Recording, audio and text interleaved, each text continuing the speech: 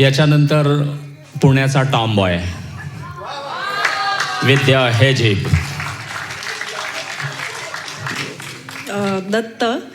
दत्त बोधावलीचा ज्या आजच्या या कार्यक्रमात मला बोलायला 2 शब्द बोलायला मिळाले याच्याबद्दल मी खरोखरच परमेश्वराचे धन्यवाद मानते. आणि बोधावलीचे म्हणजे 2017 साली ज्या वेळेला हे प्रकाशन झालं त्यावेळेला म्हणजे कर्मधर्म म्हणजे त्यावेळेला सुद्धा मला तिथे संधी मिळाली होती उपस्थित राहायची. त्यावेळेला एक गोष्ट मला फक्त जाणवली जी मला सांगावीशी वाटते की बोधावलीचे जेव्हा मी ग्रंथ हातात घेतला आणि त्यावेळेला सांगितलं गेलं की त्याचं इंग्रजी भाषांतर नेहानी केलेलं आहे. आणि त्यावेळेला मला इतकं कौतुक वाटलं होतं की ही छोटीशी मुलगी, बहुतेक त्यावेळेला इंजिनिअरिंगला होतीस तू, हो ना, किंवा माहीत नाही, म्हणजे मला आठवत नाही आहे, पण त्यावेळेला तिच्याकडे बघून मला खरं सांगू का असं वाटलं की इतकी छोटीशी मुलगी पण तिने इतकं म्हणजे एवढं मोठं काम तिने पेललेलं होतं ना. म्हणजे मी त्यावेळेला असं लक्षात आलं की परमेश्वराची केवढी कृपा आहे खरंच. आता थोडंसं म्हणजे काल सांगितलं गेलं तयारी करून आली परीक्षेची, म्हणजे परीक्षेचा पेपर द्यायचा आहे पण अभ्यास नाही केला असं व्हायला नको म्हणून मी 4 शब्द लिहून आणले. दत्तबोधावली ही 1008 दोह्यांच्या अद्वितीय ग्रंथ परमेश्वराने दत्तात्रयाने आपल्या झोळीत खरं टाकला आहे. म्हणजे मला असं एक लक्षात आलेली गोष्ट आहे की म्हणजे काल मी जेव्हा निरोप मिळाला गेला तेव्हा मी विचार करायला लागले ह्या सगळ्याचा. तर मला एक लक्षात आलेली गोष्ट आहे की जेव्हा 10 रुपये म्हणजे माझ्या असं लक्षात आलं की 10 दिशांनी परमेश्वर आपल्यापर्यंत पोचण्याचा प्रयत्न करतोय. आणि त्यातलं दत्तबोधावली हे एक दिशा आहे आणि ती दिशा आपल्या पदरात पडलेली आहे. म्हणजे त्या क्षणी असं वाटलं की आपल्या भाग्याचा शिरपेच डोक्यावर बसला आहे. इतकं सुंदर वाटत होतं त्यावेळेला. आणि आता खरं सांगते म्हणजे आज वयाच्या ह्या टप्प्यावर आल्यानंतर लक्षात येतं की मागचा सगळा प्रवास आणि 2016 जसं मी परवाच्या ह्याच्यात लिहिलं होतं की 2016 साली जेव्हा स्पंदनात भेटले तेव्हापासूनचा माझा आत्तापर्यंतचा प्रवास याच्यात प्रचंड फरक पडलेला आहे. आणि अक्षरशः तुम्हाला सांगते की म्हणजे आता म्हणजे थोडंसं असं येतं की म्हणजे जसं फुल हात फुलावं ना तसं मला फुलायला होतं. खरं सांगते की म्हणजे टेक्निकल ह्याच्यात अभ्यास केला, परीक्षा दिल्या, पास झाले, नोकरी लागली, पण कुठेही असं वाटलं नाही की मला आनंद मिळतो आहे.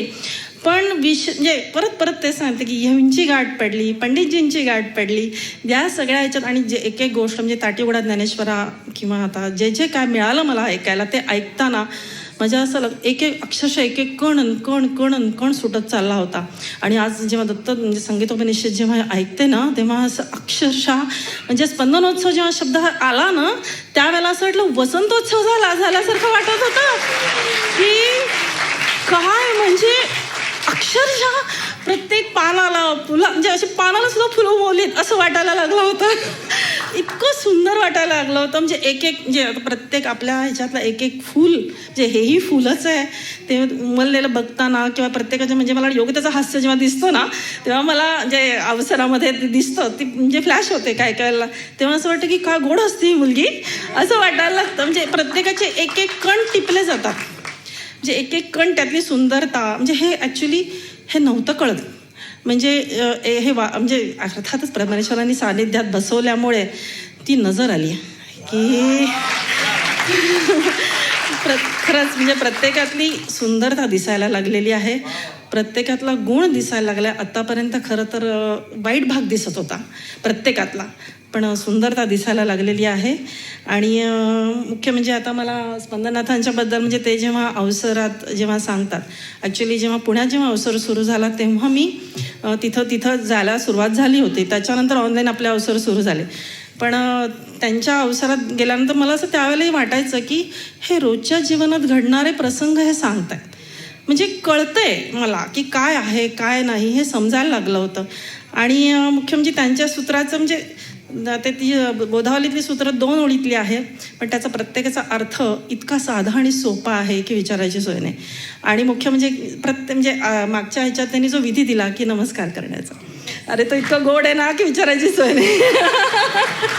खरंच खूप गोड आहे. म्हणजे अक्षरशः संपूर्ण असं म्हणतं ह्याच्यात आल्यासारखं वाटतं की या 2 हातांमध्ये इतकं सुंदर आहे खरंच.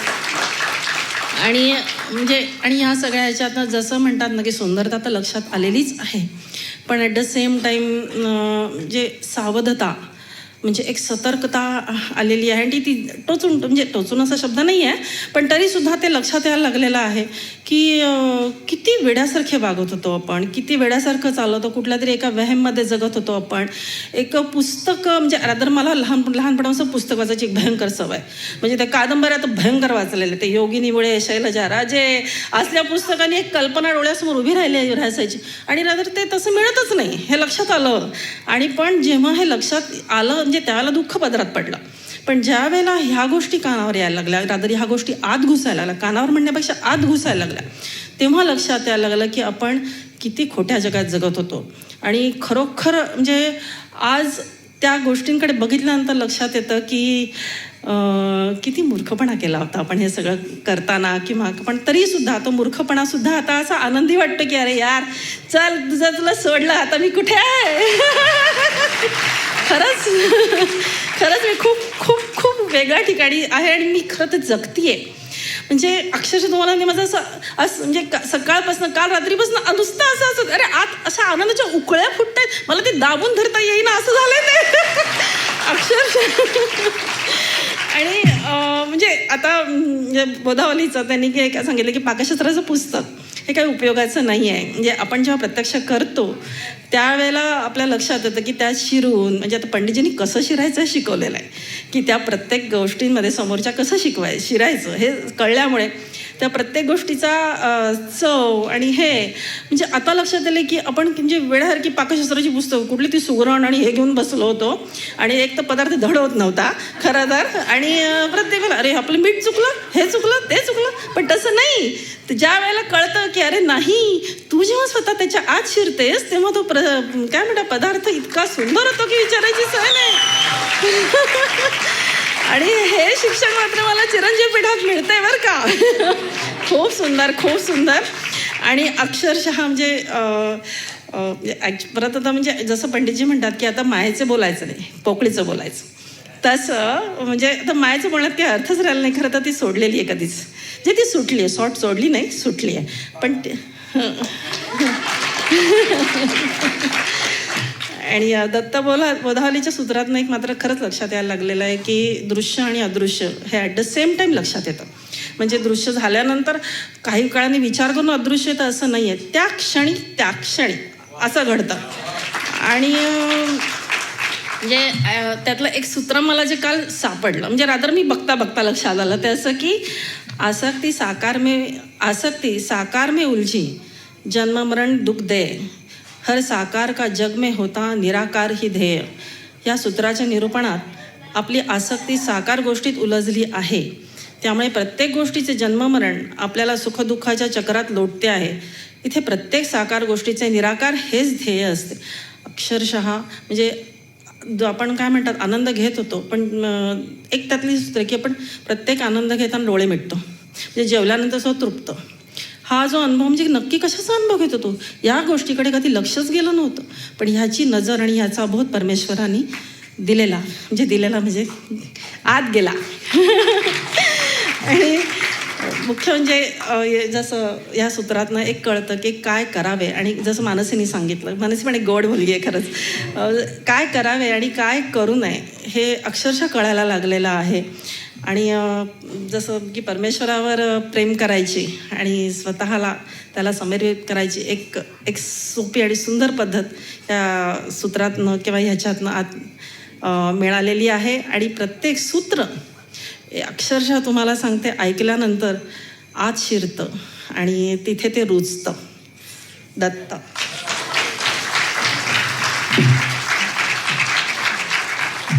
बहुत बढ़िया. धबधब्याखाली उभं राहिल्यानंतर भिजणं झालं की मजा येते. हे विद्याचं भिजणं झालेलं आहे. आणि परमेश्वराच्या कृपेचा परिणाम ज्या वेळेला सृजनामध्ये होतो त्यावेळेला असं दर्शन जन्माला येतं.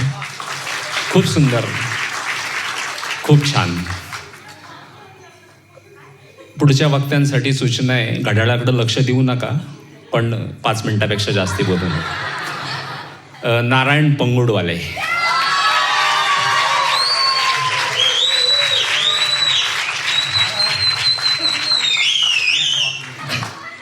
थोडं लिहिलंय याच्यावर. दत्त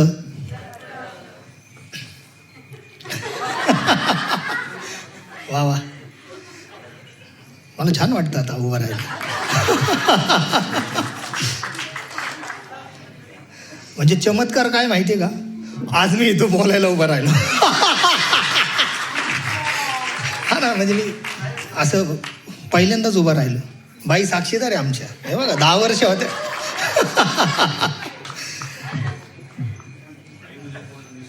जोगळेकर मॅडम एकच. दत्त बोदावलीच्या आपलं स्पंदन उत्सव, तर स्पंदन म्हणजे शतकपूर्ती अवसर आहे, तर तो असा दत्त बोदावलीचा शतकपूर्ती अवसर, तो स्पंदन उत्सव आणि स्पंदननाथांचा वाढदिवस, तर त्यांना शुभेच्छा देतो जाहीर. शुभेच्छा राहिल्या होत्या, शुभेच्छा देतो. ते आपणना मी सूचना यायच्या आधी, म्हणजे आपली बोदावलीची सूचना, म्हणजे कोण बोलणारे वक्ते, याच्यापूर्वी मी आपणना सांगितलं, आपण मी बोलणार उद्या. आपण म्हणले वा. आम्ही म्हणलं पहिलं काय करू, येस म्हणू. हा त्याचं कारण आहे येस म्हणायचं. ते नेहमी सांगतात, आप एक्स फॅक्टर चालाव, तू हो म्हण, फक्त हो. मी म्हटलं हो, आणि उभा राहिलो.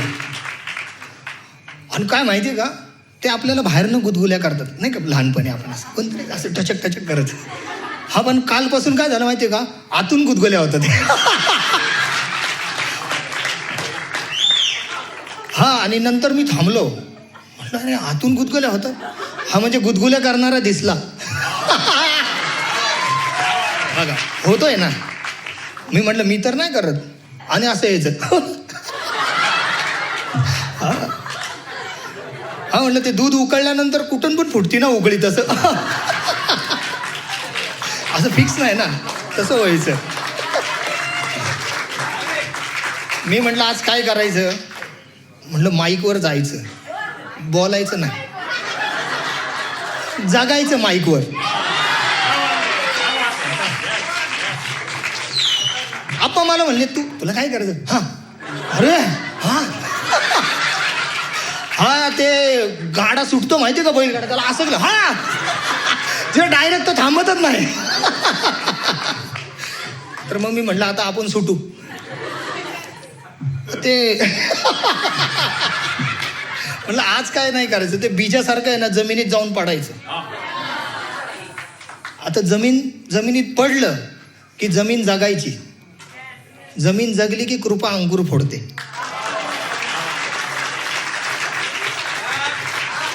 बरं, मी बोलतो म्हणजे मी नाही जबाबदार. मी ऐकली बोदावली, सानिध्य जगतो, त्या सानिध्यातून वाहतं. म्हणजे मी असं काही शिक्षणाच्या अंगाला तर नाहीच आहे तसा विषय, पण आता मी भारी, मी 2268 ओव्या आहेत ह्याच्या दत्तात्रय मोक्षगीतेच्या, संपूर्ण महाभाष्य वाचलेलं आहे. ट्वाईस, म्हणजे असं अभिमानाने नाही, पण 2 वेळा. आता ते सगळं भरून काढलं मागचं. हा, पण ते तेव्हा वाचलं असतं तर कुठेतरी माहिती आणि अर्थ मिळाला असता. आता वाचलं आणि बोध मिळाला.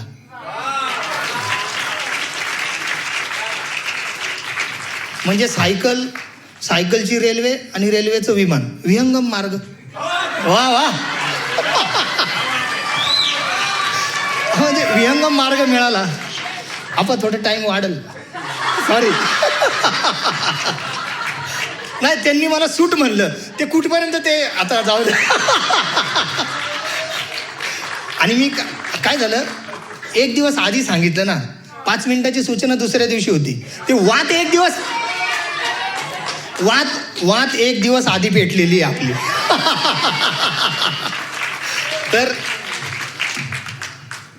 ते एक दिवशी आपला ज्ञानोत्सव होता. आता ते स्मरणशक्ती याच्यावर खूप मार खाल्लाय. हा म्हणजे पहिले सरळ फटके खाऊन आहे ना थकले मॅडम. हा म्हणजे मग काय झालं माहिती का, हात उलटे गेले, मग ह्याच्यावर फटके दिले, मग शेवटी लक्षात काय राहिलं नाही. पण एकदा आम्ही ज्ञानोत्सवाला होतो तेव्हा आप्पा वरती उभे होते आणि आप्पा, आता मोसम असतो बोलण्याचा, बोलता बोलता थोडंसं राहिला विषय. त्यांनी बोधावली होती, गगन गले के बंधन में राग हजारो गाय. आणि आप्पा थांबले आणि मी आहे ना ते खाली काहीतरी लावत होतो, मी खालनं ओरडलो.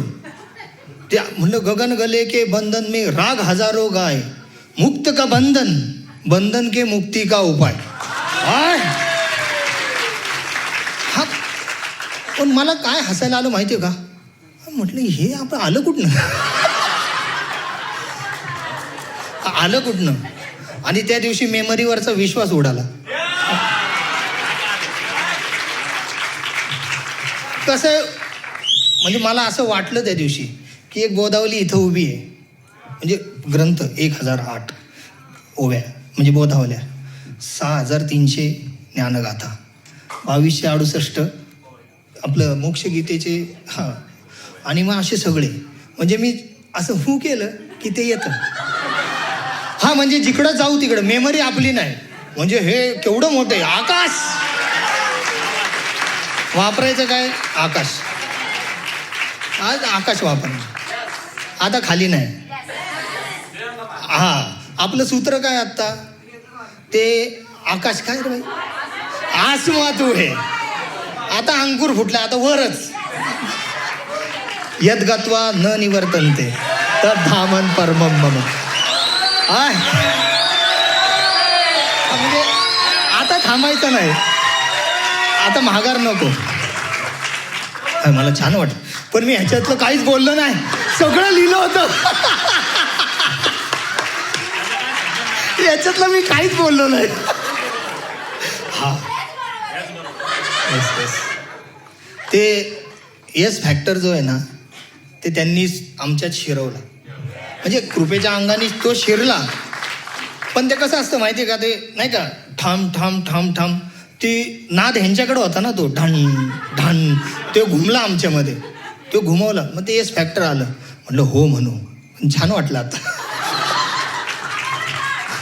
वा वा झालं काय माझं झाला म्हणतात ते.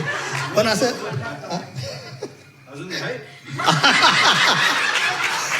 अशी धमाल येते जेव्हा काका सूत्र सांगतात. म्हणजे ज्या पण वेळी, म्हणजे मी पूर्वी म्हणजे जेव्हा सूत्र म्हणजे सुरुवात, मी अगदी सुरुवातीपासून आहे, म्हणजे कृपेंनी सुरुवातीपासून त्या मार्गात आहे, म्हणजे आपल्या चिरंजीव पीठात आहे, मोक्षगीतेच्या प्रकाशनापासून. तर मला पंडितजी नेहमी सांगायचे की त्यांच्याशी बोलत जा. सुरुवात होती, डोकं बद्ध असणार किंवा हे, पण मी त्यांच्याशी तेव्हा पण बोलायचो. तो विषय सांगण्याची कळकळ मला ती खूप आवडायची. म्हणजे एकच प्रश्न आहे, तो प्रश्न आत्ता बदललाच नाही, म्हणजे सारखं विचारतो, प्रश्नच येतो. म्हणजे वर प्रश्न असतो, खाली प्रश्न बदलत राहतो, पण प्रश्न फिक्स असतो, प्रकार बदलत राहतात. मी पण तेच आहे, ते पण तेच आहे, पण प्रकार पण ते बदलत बदलत त्यांचे ऐकून ऐकून बरं त्यांच्याकडं बघून, बरं का, म्हणजे बोधावली सांगताना ते जगतात, ते जगणं बघून आमच्यात विषय उतरले. हात जोडण्याचा विषय बरं का, म्हणजे सुरुवातीपासून होते, तर तेव्हा ते बोलायचे नाही सुरुवातीला, पण बोधावलीचे अवसर सुरू झाल्यापासून ते असे बोलतात. म्हणजे तो हात जोडण्याचा येस फॅक्टरचा विषय त्यांनी करून दाखवला, म्हणजे त्यांनी जगून दाखवला. ती लीळा आपल्यासमोर घटित झाली की आज 100 अवसर पूर्ण झाले, 575 बोधावली पूर्ण झाल्या. तर मग आपल्याला येस फॅक्टर म्हणायला हरकत काय, बाकी तो सब इधर से हो जाएगा. एक छोटंसं 2 मिनिटाचं काव्य. वा वा माझी टेरी आता मला मागं खेचणं लय अवघड आहे. ते काय, दत्त कृपेचा शिरी हात, दत्त कृपेचा शिरी हात, ज्ञानयुक्त प्रेमाला साथ. दत्तकृपेचा शिरी हात अवसरांची शतकी बरसात. दत्तकृपेचा शिरी हात अवसरांची शतकी बरसात. दत्तकृपेचा शिरी हात, दत्तकृपेचा शिरी हात, नाम उजळले स्पंदननाथ. थँक्यू.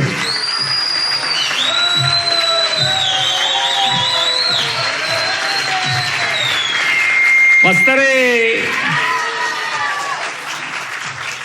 आपल्या सगळ्यांच्या वतीने मी नारायणला, ए नारायण, वेळ किती घेतला जाऊ दे, मरू दे. माझा वेळ तुला दिला समज, जाऊ दे. खूप धमाल आलेली आहे.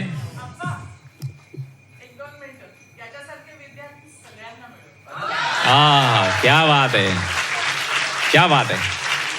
खूप छान. मैं हूँ धरती, मैं हूँ धरती, मैं हूँ धरती, मैं हूँ धरती, आसमां तू है. खूप छान. नारायणनी इतक्या मोजक्या शब्दात नारायण बोलतच नव्हता. हे तुमच्या आमच्या बाबतीत जेव्हा असं घडेल, नारायणच्या प्रत्येक शब्दाला अंगावर रोमांच उभे राहत होते. त्यातून नारायणला मी वंदन केलं, बाकी काय नाही.